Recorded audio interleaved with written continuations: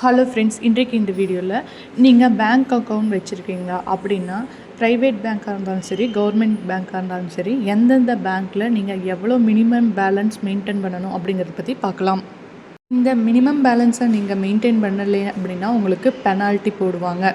HDFC பேங்க்கில் பார்த்திங்கன்னா குறைந்தபட்ச இருப்பு விதி கிளை அமைந்துள்ள இடத்தை பொறுத்து பிரிச்சிருக்காங்க. நகர்ப்புற அல்லது பெருநகர கிளைகளில் வாடிக்கையாளர்கள் சராசரியாக குறைந்தது 10,000 இருப்பு வைத்திருக்க வேண்டும். கூடுதலாக 1 வருட காலத்திற்கு குறைந்தது 1 லட்சம் நிலையான வைப்புத் தொகை செய்ய வேண்டும். புறநகர் பகுதிகளில் இந்த சராசரி குறைந்தபட்ச இருப்பு 5,000 இருக்க வேண்டும் அல்லது குறைந்தது 50,000 நீங்கள் ஃபிக்ஸ்டு டெபாசிட்டில் வச்சுருக்கணும். கிராமப்புறத்தில் உங்கள் பேங்க் இருக்குது அப்படின்னா நீங்கள் மினிமம் 2,500 அல்லது 25,000 ஃபிக்ஸ்டில் வச்சுருக்கணும். இதை பண்ணலை அப்படின்னா உங்களுக்கு பெனால்ட்டி போடுவாங்க. எஸ்பிஐ பொறுத்தளவு பார்த்திங்கன்னா எந்த ஒரு மினிமம் பேலன்ஸுமே நீங்கள் மெயின்டைன் பண்ண வேண்டியது இல்லை. உங்கள் பேங்க்கில் எந்த பேலன்ஸுமே இல்லைனாலும் எந்த ஒரு பெனால்ட்டியுமே இருக்காது. ஐசிஐசி பேங்கை பொறுத்தளவு பார்த்திங்கன்னா கிளை அமைவிடத்தை பொறுத்து உங்களோட மினிமம் பேலன்ஸ் ஃபிக்ஸ் பண்ணுறாங்க. பெருநகரம் நகர்ப்புற கிளைகளில் 15,000 மினிமம் பேலன்ஸ் வச்சுருக்கணும். புறநகர் பகுதிகளில் 7,500, கிராமப்புற பகுதிகளில் 2,500 நீங்கள் மினிமம் பேலன்ஸாக மெயின்டைன் பண்ணணும்.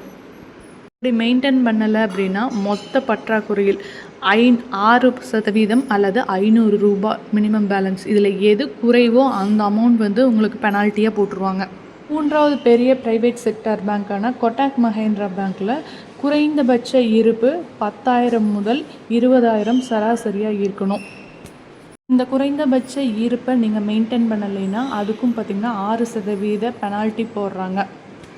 இந்தியன் பேங்கை பொறுத்தளவு பெருநகரம் நகர்ப்புற கிளைகளில் காசோலை வசதி உள்ள கணக்குகளுக்கு சராசரியாக 2,500 ரூபாய் மெயின்டைன் பண்ணணும். காசோலை வசதி இல்லாத கணக்குகளுக்கு 1,000 ரூபாய் மெயின்டைன் பண்ணணும்.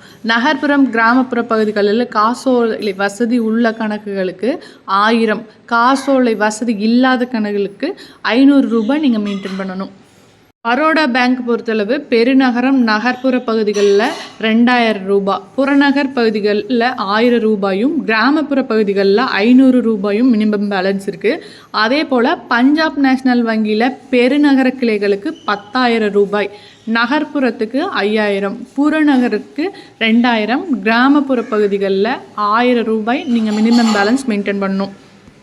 ஆக்சிஸ் பேங்க்கில் நீங்கள் அக்கௌண்ட் வச்சுருந்தீங்க அப்படின்னா பெருநகரம் நகர்ப்புறம் புறநகர் கிராமப்புறத்தில் மாதந்தோறும் சராசரியாக குறைந்தது 10,000 ரூபாய் மெயின்டைன் பண்ணணும். இல்லைன்னா வாடிக்கையாளர்கள் அபராதம் செலுத்தணும்.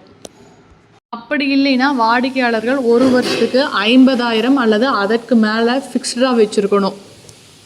கவர்மெண்ட் பேங்க்கில் எஸ்பிஐ, கனரா பேங்க் இந்த வகைகள்லாம் சாதாரண சேமிப்பு கணக்குகளுக்கு குறைந்தபட்ச இருப்பு மெயின்டைன் பண்ண தேவையில்லை அல்லது ரொம்ப கம்மியாக நீங்கள் வச்சுருந்தாலே போதும்.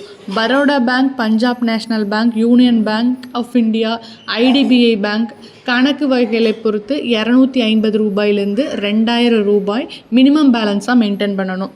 தனியார் பேங்க்கில் நீங்கள் அக்கௌண்ட் வச்சுருந்தீங்கன்னா நீங்கள் அதிகமான மினிமம் பேலன்ஸ் மெயின்டைன் பண்ணணும். இல்லைன்னா நீங்கள் பெனால்ட்டி பே பண்ணணும்.